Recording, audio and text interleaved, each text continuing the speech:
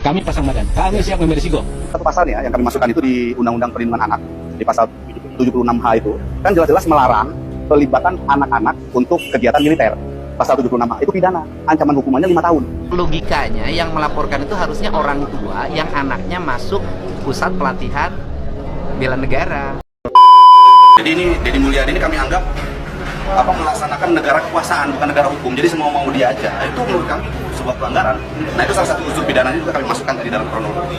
Kami pasang badan, kami siap mengambil risiko. Ya sabubukna ini. Adel Setiawan laporkan Kang Deddy Mulyadi ke Mabes Polri, Sekda Jawa Barat, Kang Herman Suryatman akan pasang badan. Terus proses di dalamnya itu juga kan tidak melibatkan tenaga ahli pendidikan yang mengerti tentang psikologi anak. Kami siapkan juga tim psikolog klinis, bayangkan. Program formal aja belum tentu di backup oleh para ahli. Psikolog klinis, ya dari Ikatan Psikolog Klinis Indonesia, mulai dari Jakarta ya, sampai yang Jawa Barat. Banyak yang mengusik gitu. Ya nggak apa-apa, nggak apa-apa. Hari ini kami melaporkan Gubernur Jawa Barat Deddy Mulyadi ke Bareskrim Polri terkait dengan kebijakannya yang menempatkan anak-anak bermasalah dalam perilaku ke dalam barak militer. Anak-anak tawuran dan sebanyak langsung bawa ke barat. Saya kira tidak demikian. Iya. Kami lakukan kaji cepat PMI. Iya. Kami siapkan desainnya. Ya, standar kompetensi lulusannya, Ya. kami identifikasi. Ya. Kami siapkan juga standar isinya, kurikulumnya. Kami siapkan standar prosesnya, kemudian standar untuk pelatih, untuk pembina, untuk pendidiknya. Kemudian standar biayanya, standar sarana prasarana, standar pengolahannya. Walaupun hanya 3 minggu, kami siapkan desainnya. Orang kan tidak paham itu. Ya, dan kami bangun MOU, mulai dengan Pak Kasat, Pak Gubernur dengan Pak Kasat, kemudian jajaran Pemda Provinsi Jawa Barat dengan Pak Pangdam, kemudian di breakdown ke Rindam, di breakdown lagi ke Dodik Bela Negara, baru operasional.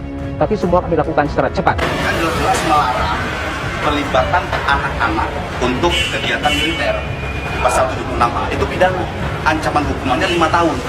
Hampir semua yang beliau eksekusi ada risikonya, dan beliau pasang badan selama untuk kepentingan masyarakat, dan memang kewajiban pemimpin harus seperti itu. Akhirnya kami juga di jajaran birokrasi Pak Helmi meneladani. Kami pasang badan, kami siap mengambil risiko. Yang tertinggi adalah kepentingan masyarakat, hukum tertinggi adalah keselamatan masyarakat, dan beliau melakukan apapun ya selama untuk kepentingan masyarakat, selama untuk keselamatan masyarakat. Pak Gubernur membuktikan dengan kolaborasi dengan berbagai pihak luar biasa, dan yang kedua akselerasi. Memang sekarang harus bergerak cepat, dan pas itu slow. Yang cepat itu bisa menerkam yang lambat. Jadi kita tidak boleh lambat sekarang. Lebih baik cepat salah kemudian kita lakukan perbaikan, learning by doing, daripada kita tidak bertindak. Kita akan kehilangan momentum. Ya, ini kan pertarungan. Ini era bonus demografi. Ya. Satu pasalnya yang kami masukkan itu di Undang-Undang Perlindungan Anak, di pasal 76H itu, kan jelas-jelas melarang pelibatan anak-anak untuk kegiatan militer. Pasal 76H itu pidana, ancaman hukumannya 5 tahun. Nah itulah salah satu pasal yang kami masukkan. Itu kan berbau militer melibatkan anak-anak. Nah, kurang lebih seperti itulah yang perlu dikaji oleh Bareskrim. Ini kan terkait dengan pidana. Keluhan dari siswa itu sebetulnya bukan bagian dari bukti yang harus dibuktikan. Tapi ada temuan dari KPAI dan lain sebagainya. Lalu kebijakan ini tidak ada payung hukumnya, sedangkan negara kita kan negara hukum. Harusnya kebijakan seperti ini harus ada dasar hukumnya dong. Ini hanya sebatas surat edaran. Jadi ini Deddy Mulyadi ini kami anggap melaksanakan negara kekuasaan, bukan negara hukum. Jadi semua mau dia aja. Itu menurut kami itu sebuah pelanggaran. Nah itu salah satu unsur pidananya juga kami masukkan tadi dalam kronologi. Terus proses di dalamnya itu juga kan tidak melibatkan tenaga ahli pendidikan yang mengerti tentang psikologi anak. Mana ada masa membentuk karakter anak digundulin, dipakein baju militer, suruh merangkak di tanah-tanah kotor, ya kan? Masa itu kami rasa itu nggak sesuai lah dengan pembentuk. Ibu, ada lagi ini. Pasal yang Anda maksud itu, pasal 76H itu akan terbantahkan oleh hak pejabat publik untuk melakukan diskresi untuk keadaan mendesak sulit untuk mencarikan solusi. Nah, untuk pendidikan di situ ada psikolog, ada pendidik. Itu sudah dicek oleh KPAI, oleh Komnas HAM. Nah, ini Anda kalau tidak terbukti dalam laporan itu, saya sebagai warga Jawa Barat akan melakukan balik dengan penggiringan opini dan hoax. Cukup sekian, Anda terlalu lebay dan mengada-ngada. Adel eta teh ngalanggar HAM jeung jauh tina tujuan pendidikan. Pendidikan mah kuluna ge ngamanfaatkeun potensi budak, lain maksa disiplin ku cara militer. Anjeunna oge nanya, naha aya hukum nu ngijinan militer asup ka sakola? Ulah-ulah ieu teh nyalahgunakeun kawenangan. Sabenerna loba anu setuju jeung cara Kang Deddy Mulyadi, tapi teu saeutik oge anu teu satuju. Ceuk para wargi kumaha? Disiplin ala militer atawa didikan nu ngamanfaatkeun rasa. Tonton video ieu sampai anggeus nya, santosna tong hilap komentar di handap jeung tong hilap follow, like, share akun ieu, hatur nuhun. Apabila Bapak dan Ibu memiliki konsen dan keberpihakan terhadap anak-anak di Jawa Barat yang berperilaku khusus, maka kami dengan tangan terbuka mengajak untuk bersama menyelesaikan. Silakan menghubungi Dinas Pendidikan Provinsi Jawa Barat untuk menampung antrian remaja yang sudah didaftarkan oleh orang tuanya ke Dinas Pendidikan Kabupaten Kota, Dinas Pendidikan Provinsi Jawa Barat yang hari ini ngantri menunggu giliran proses pendidikan.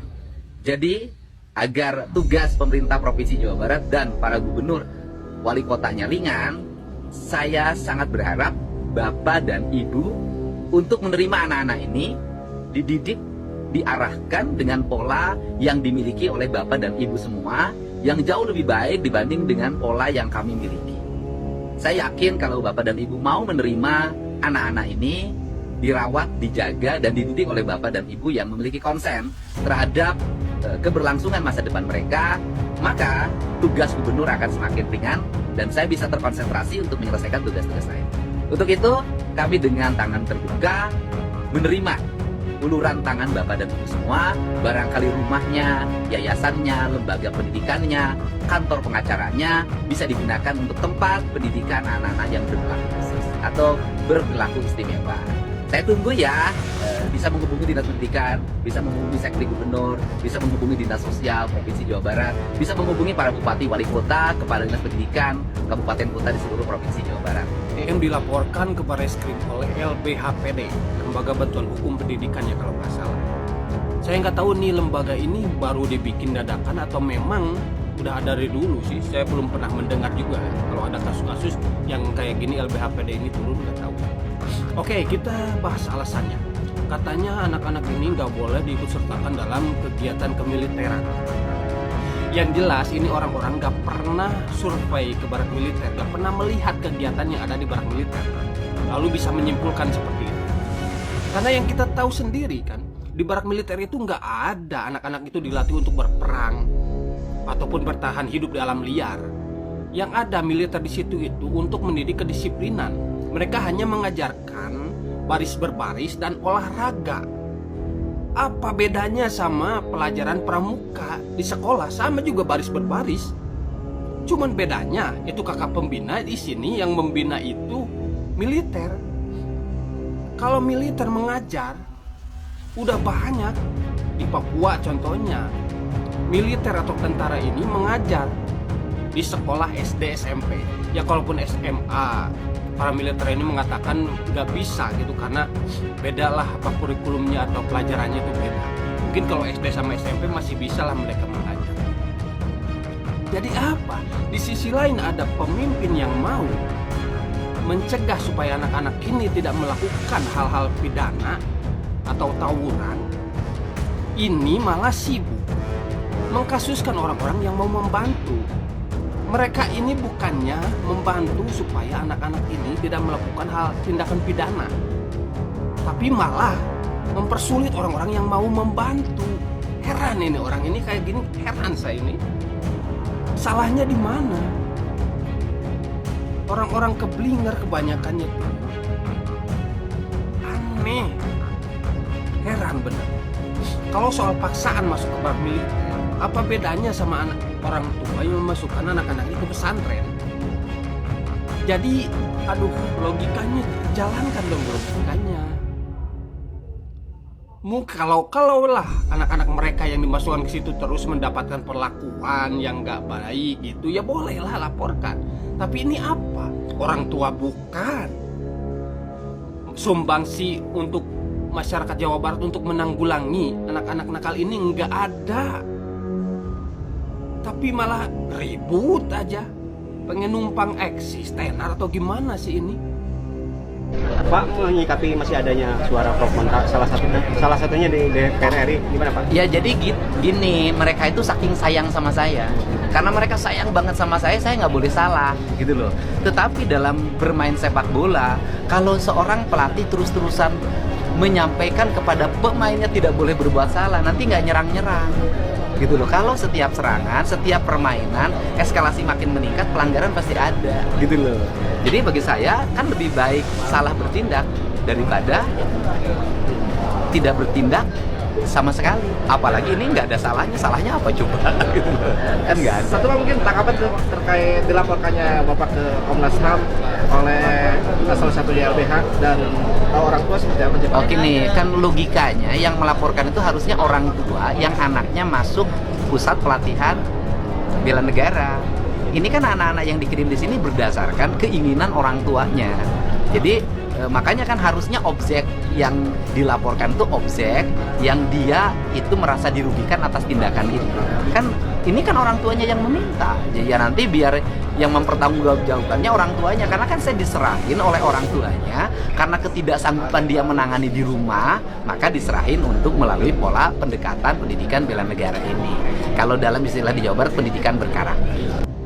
Terima kasih ya pada semua pihak yang memberikan perhatian khusus terhadap upaya pemerintah Provinsi Jawa Barat untuk mengatasi anak-anak di Jawa Barat, remaja yang berperilaku khusus.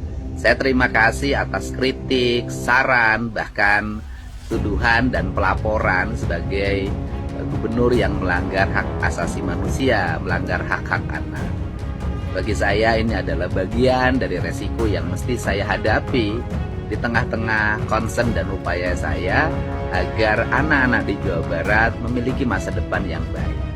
Untuk itu, saya yakin seluruh kritik, saran, dan pelaporan itu adalah didasarkan pada konsen dan keberpihakan pada anak-anak dan remaja di Jawa Barat. Untuk itu, saya menyampaikan sebagai ajakan.